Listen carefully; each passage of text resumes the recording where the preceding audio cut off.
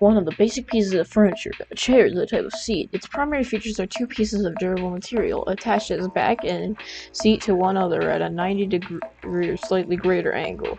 Usually the four corners of the horizontal seat attached in turn to four legs or other parts of the seat's underside attached to three legs or to a shaft about which a four-arm turnstile is on rollers can turn, strong enough to support the weight of a person who sits on the seat, usually wide and broad enough to hold the lower body from the buttocks almost to the knees, and leans against the vertical back, usually high and wide enough to support the back of the shoulder blades.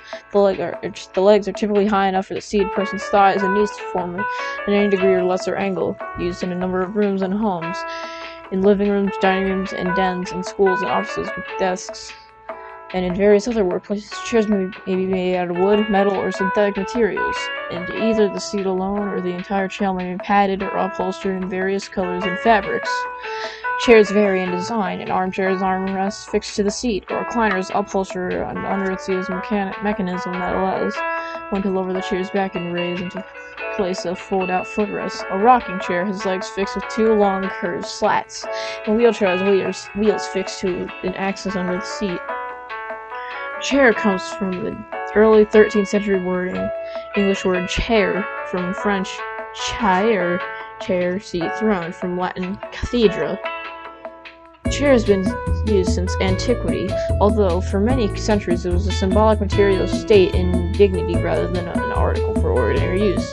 The chair is still used as the emblem of authority in the House of Commons in the United Kingdom and Canada, and in many other settings. In keeping with this historical connotation, the chair is the symbol of authority. Committees, boards of directors, and academic departments all have a chairman or chair. Endowed professorships are referred to as the chairs.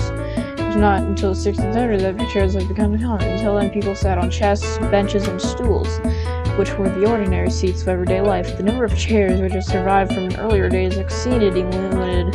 Most examples are the ecclesiastical, seigneurial, or feudal origin. Chairs were in existence since at least the early dynastic period of Egypt, c. 3100 BC. They were covered in cloth or leather, were made of carved wood, and were much lower than today's chairs. Chair seats were sometimes only 10 inches, 25 centimeters high.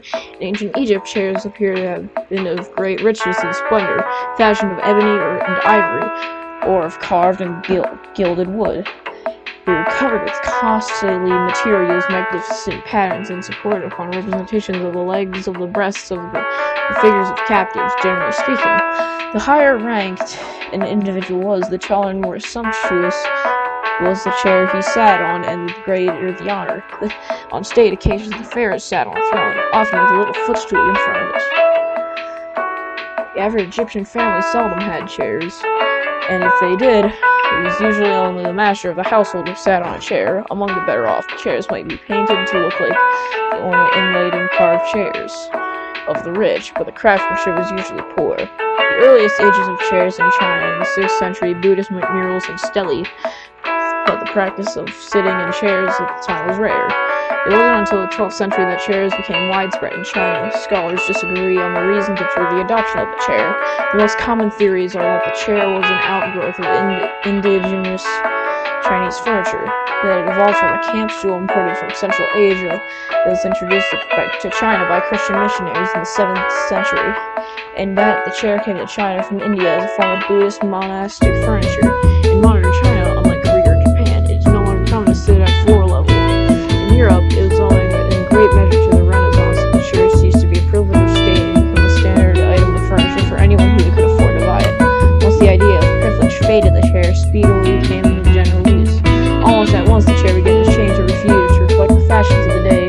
Thomas Edward Bowditch visited the main palace of the Ashanti Empire in 1819 and observed chairs engrossed with gold in the empire. In the 1880s, chairs became more common in American households, and usually there was a chair provided for every family member to sit down to dinner. By the 1830s, factory manufactured fancy chairs, like those by Sears, Roebuck & Co., allowed families to purchase machine sets. With the Industrial Revolution, chairs became much more available.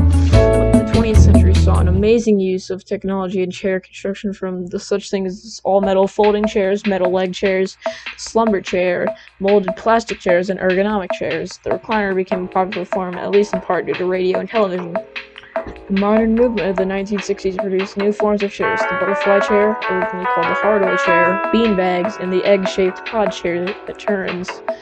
It also introduced the first mass-produced plastic chairs, such as the Bowfinger chair in 1966. Technological advances led to molded plywood and wood laminate chairs, as well as chairs made of leather or polymers. Mechanical technology incorporated into the chair enabled adjustable chairs, especially for office use. Motors embedded in the chair resulted in massage chairs. Chairs can be made from wood, metal, or other strong materials like stone or acrylic. In some cases, multiple materials are used to construct the chair. For example, the legs and frame may be made from metal, and the seat back may be made from plastic. Chairs may have hard surfaces or wood, metal, plastic, or other materials. Or some or all of these hard surfaces may be covered with upholstery or padding. The design may come of porous materials or be drilled with holes for decoration.